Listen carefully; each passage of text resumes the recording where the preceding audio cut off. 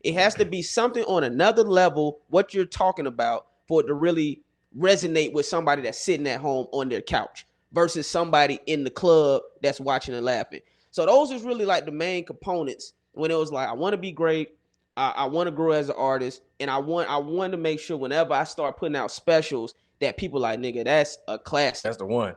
Yeah, right. Because I mean, we done all seen specials recently, and I mean, people we love, and I'm like, you like, that was cool, but but it's also saturated too. Like a long time ago, a special used to be a special thing. You couldn't wait on Friday night, the special's gonna drop, but now they drop so often. But I still feel like special. I still feel like funny is funny too, though. I also think we see too much comedy today. Yeah, that's true. Like, when you go on social media, it's always comedy. Is a lot of these people that are just doing videos are taking comedians' jokes. You know what I mean? So we're seeing that shit all the time, bro. Jeez. You must got somebody on your shit. A comic did my joke as a sketch, and I'm like, didn't see a problem with it. You called him out on it? Yeah, we did. What they say? He left it up. He said I would never, and yeah, I'm not saying the name. It's not worth it. Damn, I haven't had the formal conversation. I don't go on social media and talk about stuff. I haven't had a formal conversation with somebody. Right. So, yeah. I mean that I've seen it, bro. There was a dude. I want to say he was in Mexico. He was doing my sketches in another language. You're lying. He was doing. How did you know the whole shit? Somebody sent it to me. They was like, yo, this nigga's doing your shit. He was doing every one of my videos in another language, bro. No way. And it was just like, yo, dog, you gotta stop, nigga. It's and my thing to him, because I'm not. I feel like the approach is with social media. What I've learned, you can't go at them and be like, yo, you gotta stop doing my material. That's my shit. Yada yada. They won't stop. I painted the picture for him. I'm like, yo, if you keep doing my material and I stop, you ain't gonna be able to do shit. Exactly. You can't think like that, nigga. Right. So you might want to stop before you get stuck. Like right. That ass. That's so like the fact that I don't do it no more. There's certain people that I watch on purpose, and I'd be like, this nigga still ain't doing shit. So you don't do sketches anymore? Nah, not on social media. Yeah. And it's not like I don't want to or nothing like that. Once my page got deleted and I started writing like some of the sketches I would do, and I sat back with them and I was like, let me write this again. Because my sketches usually would I'd pop up. I'd be like, oh, that's a funny 1 minute sketch. Let me get it done. Y'all trying to submit for SNL? Y'all know they doing like submissions right now. I don't want to like SNL's format to me with like reading off the card and things like that. Right. I don't think I'd be good at that. Now they do also have like usually 1 or 2 sketches that's pre-recorded also though. Oh, they do. You're right. You see what I'm saying? Right. So that's something to think about. And they're having auditions? They having submissions right. You got representation? No.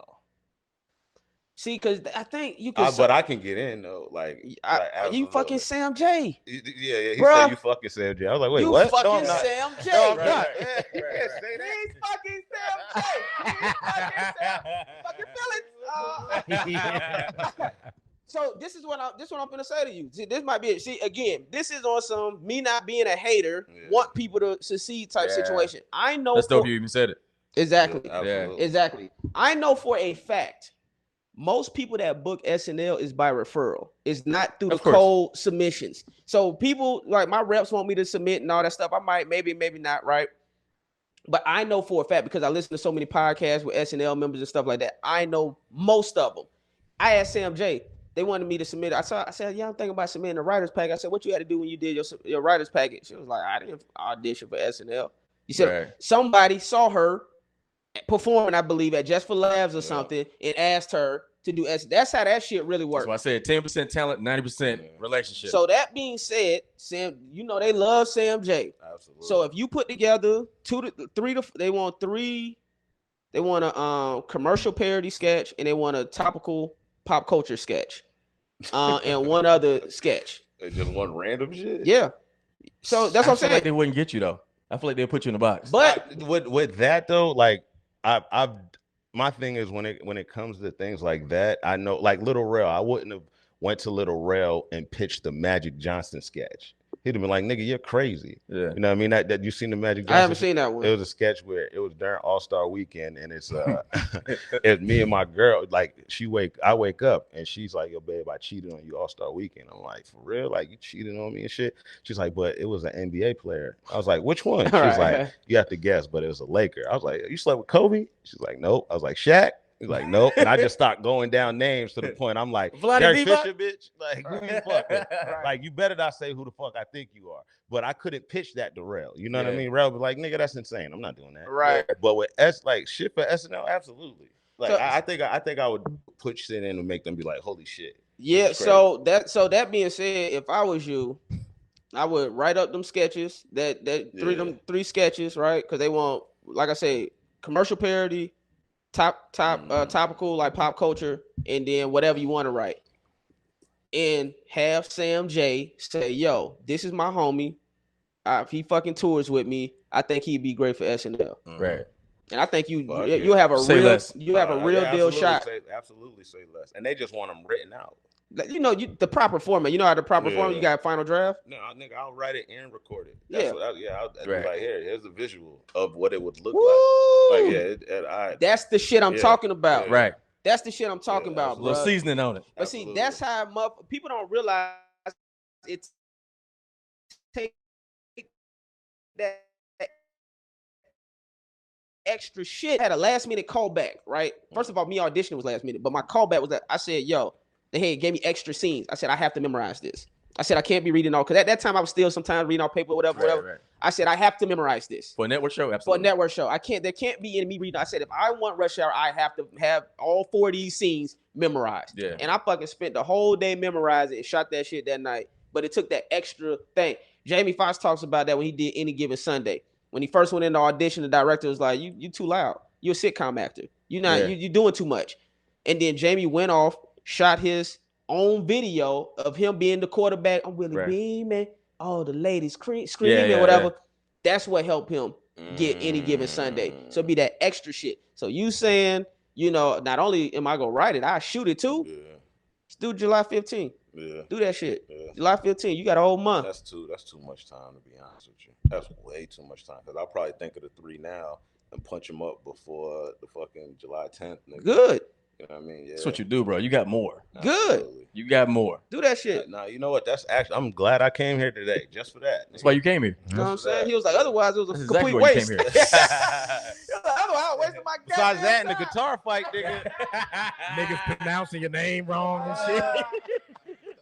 But you know what? You know the other reason why I did this podcast, man, because I want to start like really building my relationships with everybody. We see each other. I mean, me and Ron and Gary, we done known each other, but we ain't never had like a real long, conversation and nothing like that. Absolutely. And so I ain't know how to pronounce your name. I still don't. So I'll fuck it up tomorrow.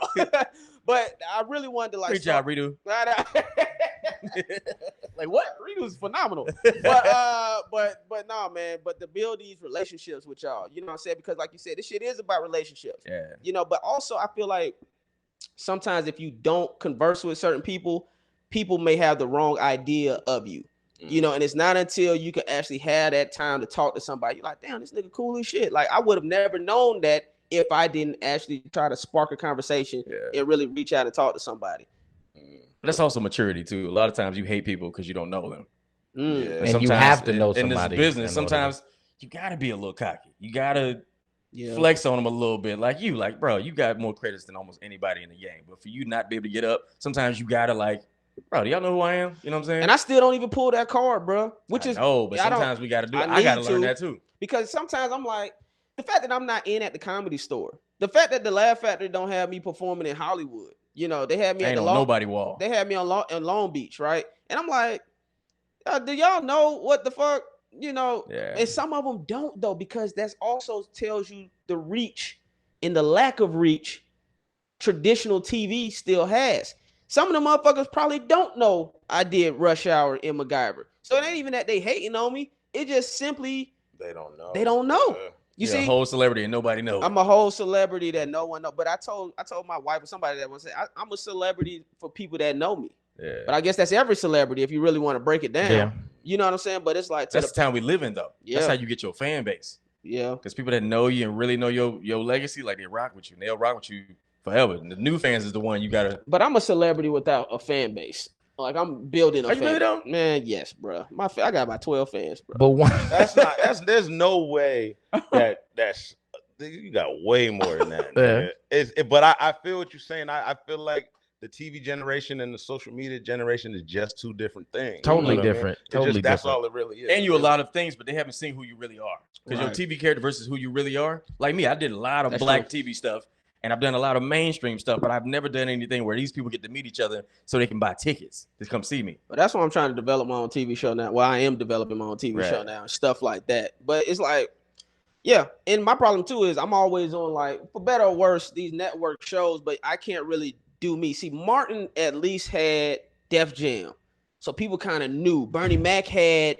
Kings of so people knew, like, oh, this is a real nigga. Like, this is a real deal, thorough through and through. Yeah. I haven't had that yet. Right. I haven't had it yet. So people know me from, oh, that's the guy, that's Bozer from MacGyver. And then but that's why I started doing social media shit, the what are you doing videos and all these types of shit. So people could be like, oh, wait a minute, and for better or worse.